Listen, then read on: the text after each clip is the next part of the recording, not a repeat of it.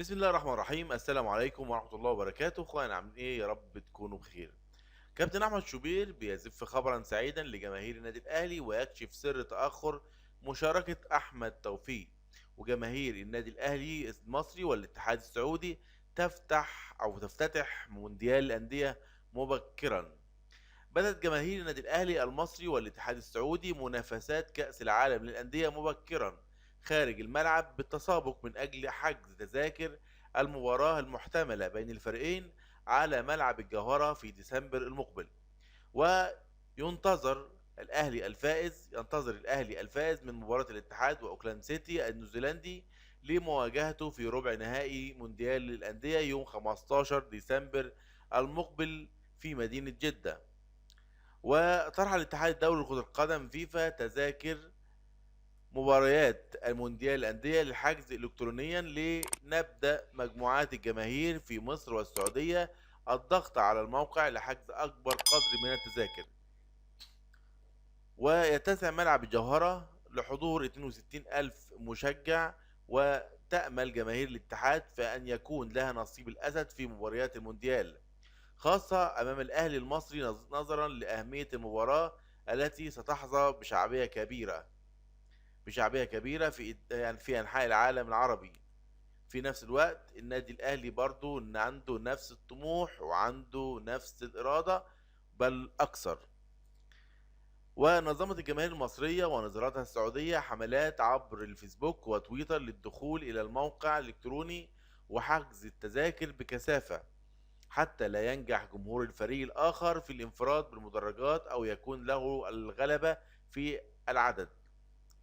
يشار إلى أن الفريقين التقيا سابقا في مونديال الأندية نسخة عام 2005، ووقتها فاز الاتحاد بهدف لأسطورته محمد نور.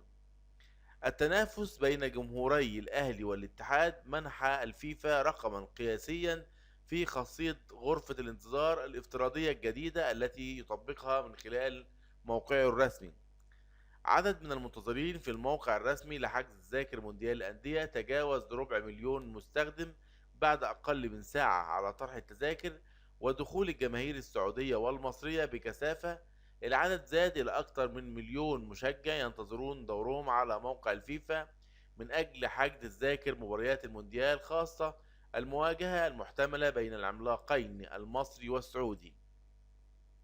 تتراوح أسعار تذاكر مواجهات المونديال بين 40 إلى 100 ريال سعودي، بين 11 إلى 27 دولار للمباراة الواحدة في البطولة التي تنطلق يوم 12 ديسمبر وتستمر حتى 22 من الشهر ذاته.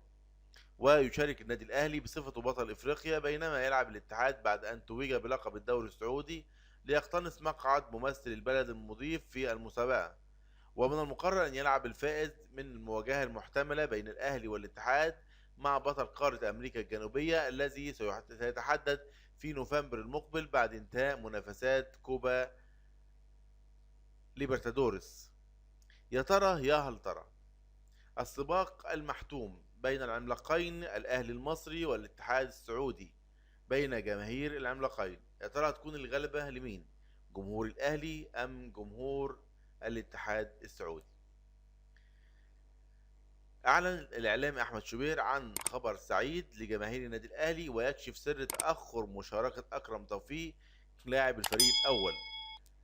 أحمد شوبير بيقول خلال تصريحات تلفزيونية عبر برنامج ملعب أون تايم المذاع على قناة أون تايم سبورتس أن الأهلي في مفاوضات متقدمة وناجحة مع الفيفا للحصول على نسبة تذاكر في مونديال كأس العالم للأندية، لكن لحد معلوماتنا ان الفيفا طرح التذاكر للجماهير واللي يسبق ياخد النبأ او اللي يسبق ياخد التذاكر زي ما ياخد.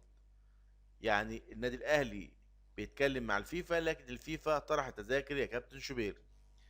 وتابع كابتن شوبير وقال قرر السويسري مارسيل كولر المدير الفني للفريق الاول لكرة القدم وضع برنامج تأهيلي شامل للفرنسي أنتوني موديست بسبب تراجع ملحوظ في اللياقة البدنية، مشيرا إلى أن البرنامج صباحا ومساء من أجل تأهيل اللاعب في أسرع وقت، مشيرا إلى أنه لن يتم مشاركة اللاعب إلا في حال إكمال لياقته البدنية 100%.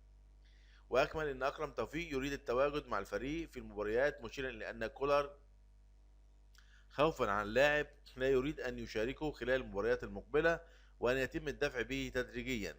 واختتم شوبير كلامه أو تصريحاته وقال إن عودة قريبة لكريم نيدفيد في خلال 15 يوما و15 يوم أمام عمرو السولية للرجوع للتدريبات الجماعية.